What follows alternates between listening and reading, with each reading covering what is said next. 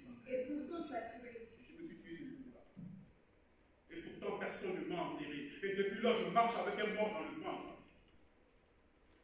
Des années plus tard, je suis devenu chef. Pas par bravoure, non, par peur. Ceux qui survivent longtemps dans le chaos finissent toujours par gouverner ce qui tombe.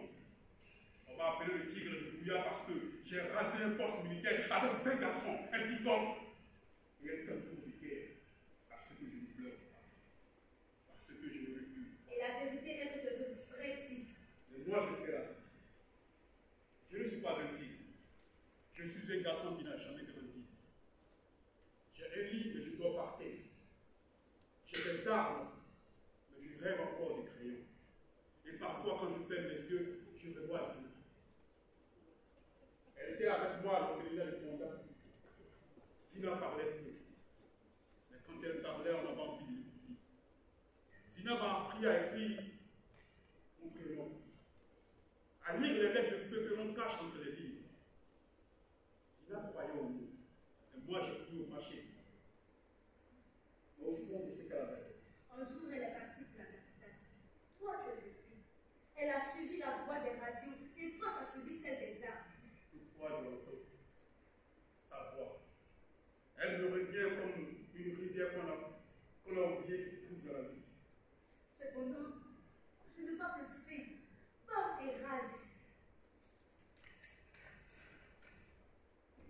Ce ne sont que des bâtisseurs. Ce ne sont pas des survivants. Et toi, tu es leur reflet. Je t'ai cherché dans les radios, les télés, les journaux. Mais sache que je ne suis pas venu pour régner. Je suis venu pour que plus personne ne règne à notre place. J'ai tué. Oui. Peut-on guérir en tenant des armes? Je ne sais pas. Mais je veux croire que ta voix est plus forte que mes paroles. Si je meurs demain, dis-le que j'étais un enfant. Un enfant qu'on a volé. Combien de personnes as-tu tué, Fanny? Je ne sais pas. La dernière personne était un vieil homme en tenue qui tenait encore un chapelet entre ses mains. Je lui ai demandé ce qu'il avait commandé. Il m'a répondu qu'il était avec le prix. Il y va la main Et le tigre avait reçu. En entendant, j'ai traversé une église évoquée. Le Christ avait perdu un bras. Les voix étaient placées comme une barricade. Et sur le lieu, quelqu'un avait écrit en rouge. Même Dieu est parti. Les filles africaines meurent de bruit. Mais ce sont les silences qu'elles laissent qui nous opèrent.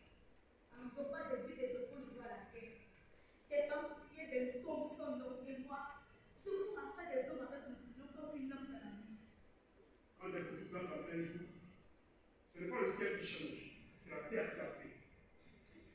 Ce n'était pas moi. Ce n'était pas mon nom. Ce pays brûle, mais parfois dans le sang. Je revois encore des visages, des chefs, des graines. On m'a dit que témoigner ne suffit pas. Et que faire alors? Partir?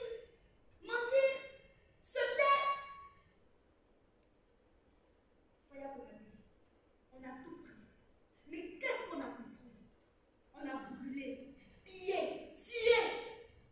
Et maintenant, où est notre école? Notre pont? Notre loi?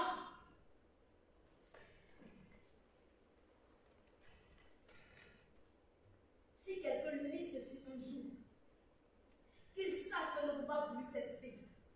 Nous voulions un champ, une chance, un toit. Mais les chats sont venus avec le tracteur.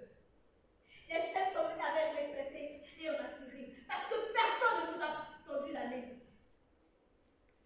Ce pays est mort.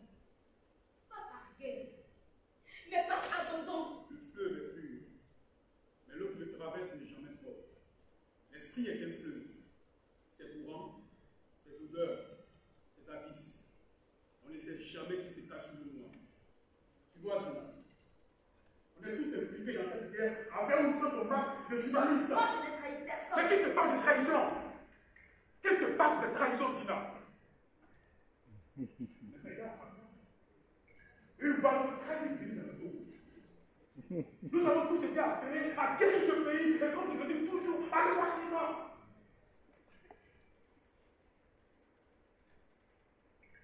Zina,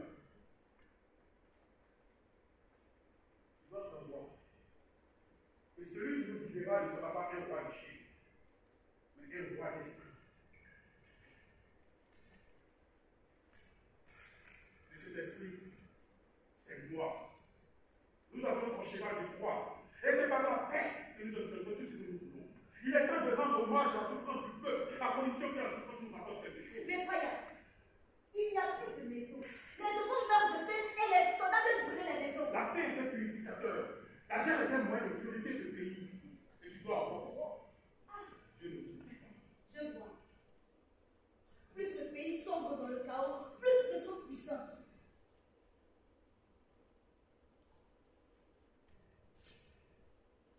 L'arbre qui pousse à l'ombre du vent a des racines plus profondes que celui qui s'élève au soleil.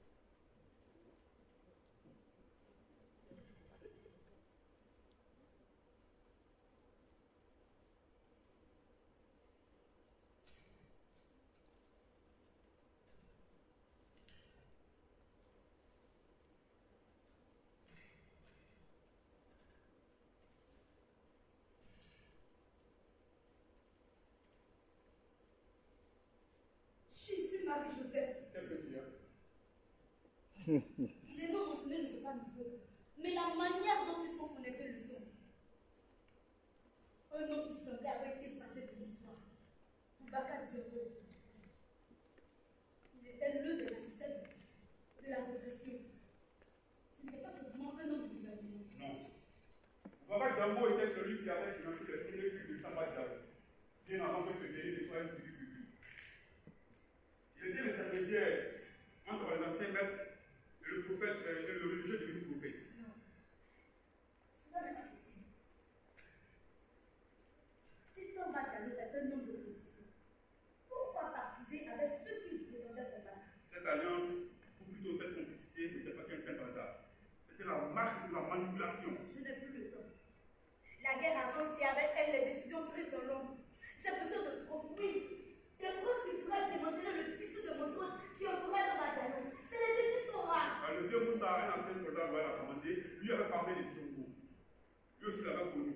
Il avait vu ses visages multiples.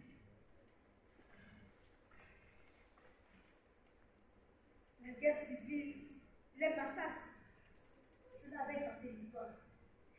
Mais elle est là, devant moi. Ce n'était pas un simple leader spirituel. C'était un acteur clé du passé. Celui qui avait nourri la violence en silence.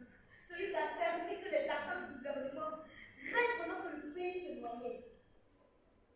Un autre article, un ancien article parlant de Diongo et de son influence dans le financement des réseaux terroristes. Cette fois-ci, ce n'est pas une seule fuite de formation.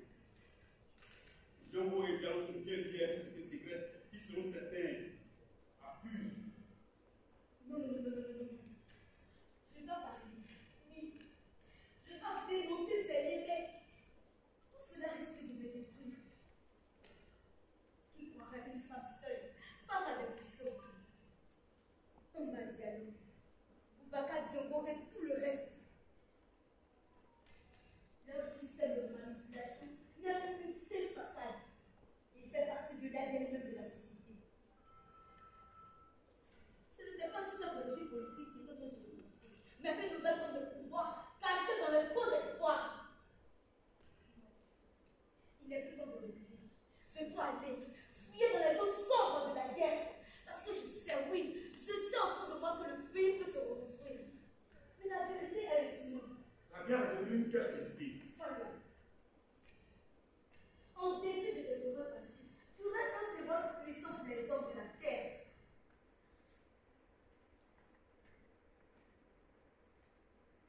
Tu as raison.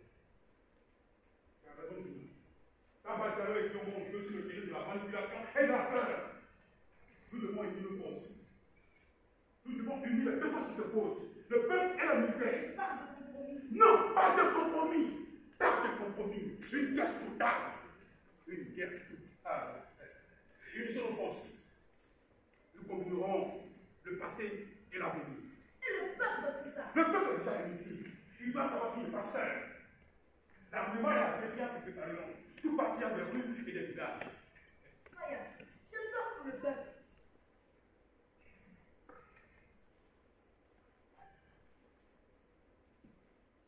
chaînes les plus solides sont celles qu'on